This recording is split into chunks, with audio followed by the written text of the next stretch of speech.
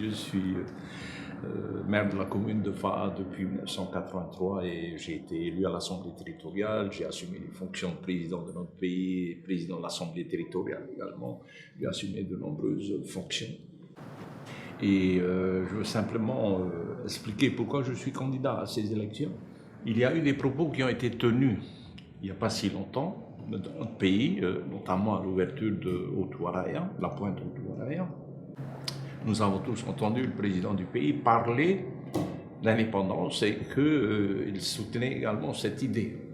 Il a été très applaudi par les membres du gouvernement, les élus de l'Assemblée territoriale et certains intervenants qui étaient là. Et je me suis dit, tiens chiche, et si on se mettait ensemble, parce que c'est ensemble qu'on doit faire avancer notre pays avec M. Floss, M. Edouard Fritsch et moi-même. Mais quelle a été ma déception quand j'ai entendu les propos de M. Gaston Floss. Et là, je me suis dit, je compte plus sur les deux, mes deux collègues. Je compte sur vous, les élus de ce pays, les conseillers municipaux, les tavanans, les élus de l'Assemblée territoriale, les parlementaires. Ensemble, prenons une décision. Nous avons cette opportunité de changer le cours de l'histoire de notre pays. Tout à fait possible et démocratique, puisque nous représentons la population de ce pays. Nous sommes les grands électeurs. Donc, le 27 septembre, soyons de grands électeurs. Encore une fois, je rappelle que je ne suis pas candidat pour la Sainte Dorée, pour le poste de sénateur. Ça, je tiendrai ma parole. J'ai une suppléante, elle peut tout à fait très bien représenter notre pays. C'est notre stratégie. Voilà pourquoi je suis candidat. Je pense que nous sommes dans une situation très difficile. Le monde entier vit cette crise sanitaire. Vous savez ce qui s'est passé dans notre pays. Il y a, depuis le mois de mars, il y a eu une décision qui a été prise à un très haut niveau. Et c'est de la compétence de l'État. Ça fait partie des premières missions d'un État de protéger sa population. Très bien. Et quelques mois après, on décide de réouvrir les frontières de notre pays. C'est là où je n'arrive pas à faire une alchimie intelligente avec ces décisions-là. On a cassé l'outil économique de ce pays, les hôtels vont tous fermer. Il y a des hôtels qui sont ouverts en ce moment, ne gagnent pas d'argent. Et si ça va continuer comme ça jusqu'à juin, juillet l'année prochaine, ces hôtels seront fermés. Je pense qu'il y a plusieurs priorités. Mais la priorité des priorités, je crois, c'est d'abord l'éducation. Comme disait Nelson Mandela, l'éducation, c'est le moyen le plus puissant pour changer le monde. Et je crois, j'adhère à 100% à ce qu'il a dit. Quand on voit ce qui se passe dans notre pays avec cette crise dans laquelle nous sommes actuellement, que peut-on demander à un peuple que nous connaissons tous, malade, atteint d'une pandémie dont on parle très peu. Tous les jours, nous enterrons nos morts ici à Faa. Et je suis sûr que partout dans les autres communes, c'est la même chose. Je parlais des maladies cardiovasculaires, du diabète, tension artérielle. Alors, il y a toute une éducation à faire au niveau de la masse. Moi, je crois en ce que dit ce spécialiste, Dr Salman. Prenez votre santé en main.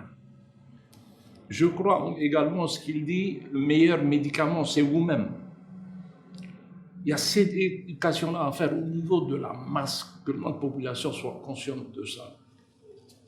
Je voudrais également demander à RFO de rediffuser ce qui est passé sur Arte, mais vers 21h, il y a 48 heures, à l'heure où tout le monde dort, que notre population comprenne ce qui se passe dans le monde. On a parlé des big pharma, des grosses industries pharmaceutiques, des grosses industries laitières, des grosses industries de la viande et de tout le reste.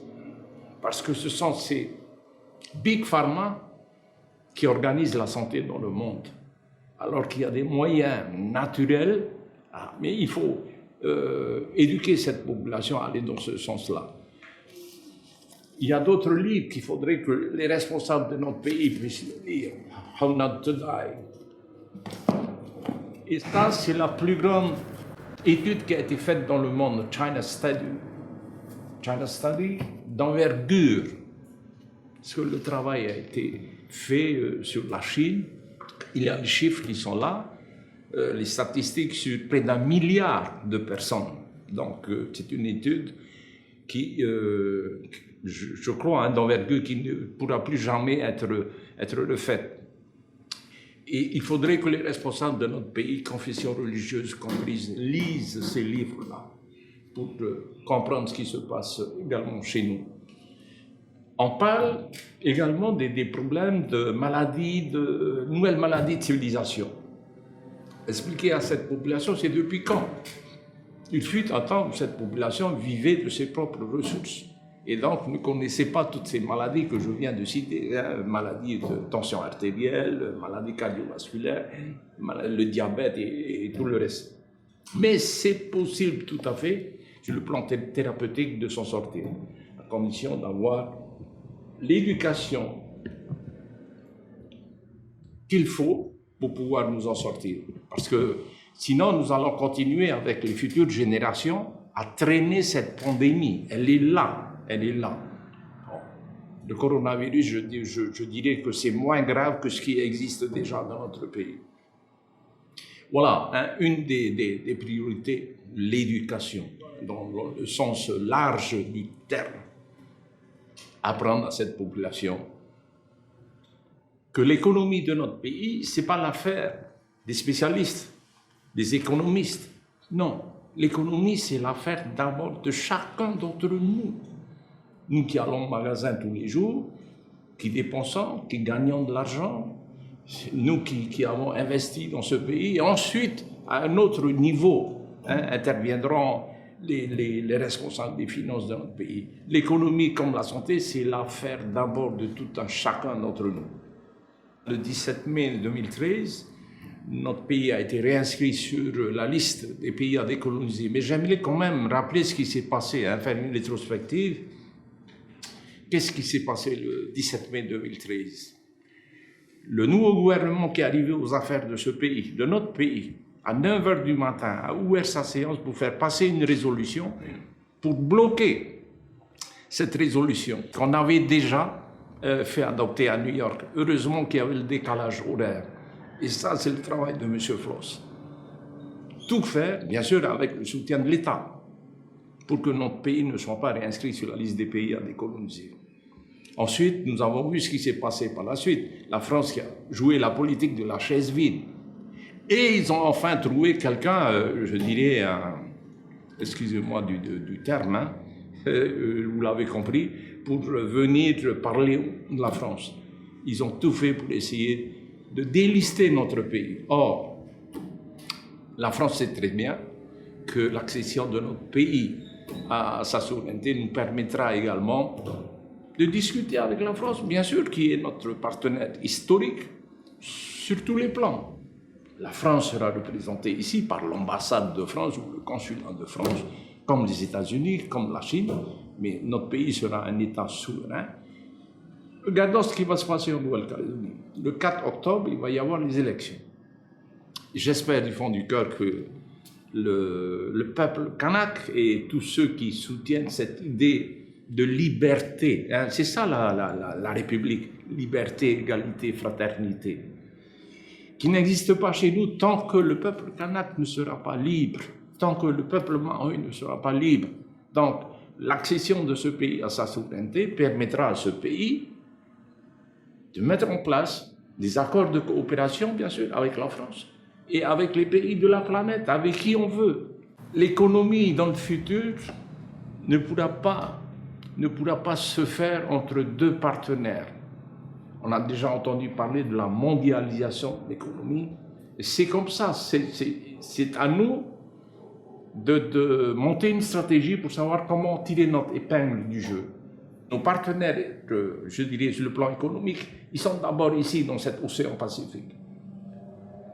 La plus grande du monde, l'océan Pacifique. Il y a l'Australie, la Nouvelle-Zélande, le Japon, Taïwan, la Corée, la Chine, qui est un grand partenaire. Est-ce qu'on sait que l'année dernière, il y a eu 100 millions de touristes chinois qui ont visité le monde entier? Il y a eu 1 million qui sont allés en France. Et chez nous, voilà. Je sais qu'il y a aussi une politique sournoise, anti-chinoise dans ce pays. Je le sais également. Non, il faut avoir une ouverture d'esprit. Nous sommes tous sur cette planète Terre. Mon rêve à moi, je l'ai déjà dit à plusieurs réunions du forum, c'est la possibilité d'avoir le passeport du Pacifique, qu'on puisse circuler dans tous les pays du Pacifique librement. Le PPP, Pacific People Passport. Mais l'idéal, ça serait d'avoir le passeport du monde, qu'on puisse circuler librement sur cette planète Terre, notre petite planète Terre. Comme l'a fait Christophe Colomb à son époque, comme ont fait tous ceux qui ont découvert le monde, il n'y avait pas de frontières. Ça a été monté par les hommes. Enfin, bref. Donc, ça va être la possibilité pour ce pays-là, de ce nouvel État, qui sera donc un nouvel État reconnu par l'Organisation des Nations Unies. Et ce pays-là aura le soutien de la communauté internationale, aura la possibilité d'accéder à ces caisses, toutes ces caisses prêteuses que sont le Fonds monétaire international, la Banque mondiale, les banques asiatiques de développement, la Banque européenne d'investissement, le Fonds vert.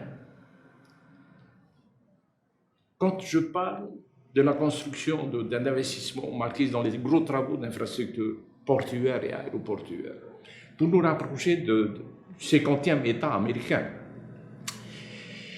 nous aurons la possibilité, il faudra bien argumenter pourquoi nous avons besoin du fonds vert. Il y va de la sécurité des populations des Tuamotu qui vivent dans les atolls. Et on sait que tous ces aéroports sont à 1 mètre au-dessus de l'eau. Il y aura le changement climatique. Comme on dit, gouverner, c'est prévoir. Donc, il faut absolument investir très rapidement sur ce projet-là. En cas de montée des eaux, ces atolls seront sous l'eau, définitivement.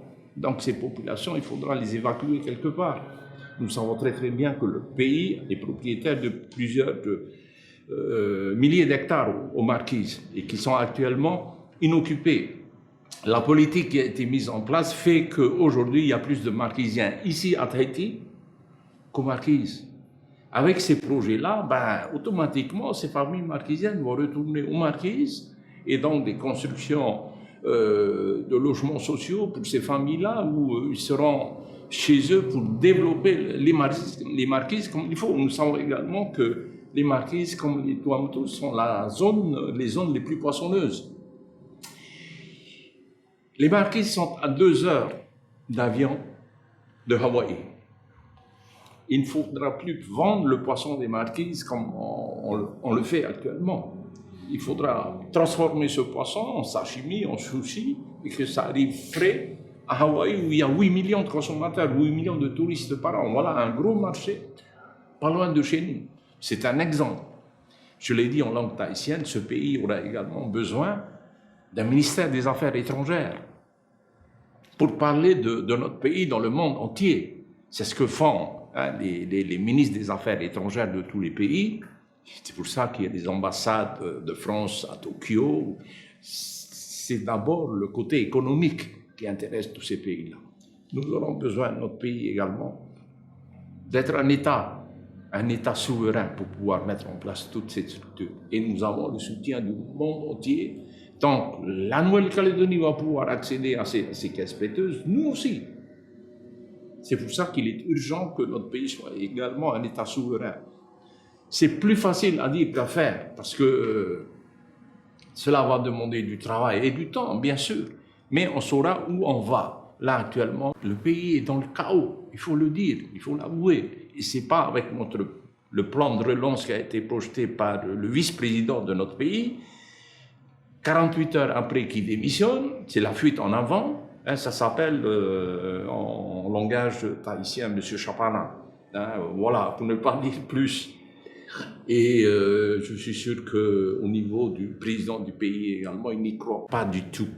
Donc, le 27 septembre, nous avons cette décision capitale, importante à prendre. Nous ne sommes pas là pour aller demander au Sénat des sucettes pour les conseillers municipaux, des bonbons pour ceci, pour cela. Non, non, non, non, nous nous levons pour notre pays. Le droit de souveraineté, c'est un droit sacré qui n'est pas négociable, qui n'est pas commercial. Voilà ce que je voulais dire. Donc, je compte sur vous, les grands électeurs, le 27 septembre. Votez pour notre liste avec M. Michel Villard, Mme Eliane Tawahitoua et Mme Temouré Adjé, qui sont des personnes tout à fait compétentes pour représenter notre pays à travers le monde.